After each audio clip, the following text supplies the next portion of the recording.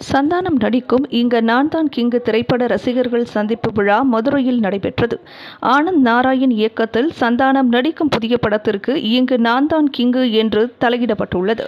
இப்படத்தின் முதல் தோற்றத்தை நடிகர் கமலஹாசன் கடந்த பிப்ரவரி 28ஆம் தேதியன்று ஃபர்ஸ்ட் லுக் போஸ்டரையும் படத்தின் தலைப்பையும் வெளியிட்டார். வடக்குப்பட்டி ராமசாமி வெற்றியை தொடர்ந்து சந்தானம் நடிக்கும் புதிய படத்தை ஆனந்த் நாராயண் இயக்குகிறார். இப்படத்திற்கு இங்கு நான் தான் கிங்கு என்று தலையிடப்பட்டுள்ளது.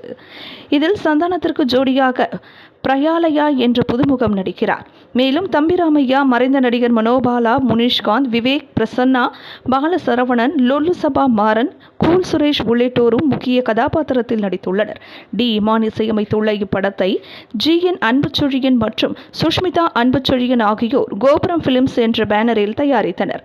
இதில் எழிச்சூர் அரவிந்தன் கதை, திரைக்கதை, வசனம் எழுத ஓம் நாராயண் ஒளிப்பதிவு செய்துள்ளார். எம். தியாகராஜன் எடிட்டிங் பணிகளை செய்தார். பாடல் வரிகளை விக்னேஷ் சிவன் மற்றும் முத்தமிழ் எழுதியுள்ளனர்.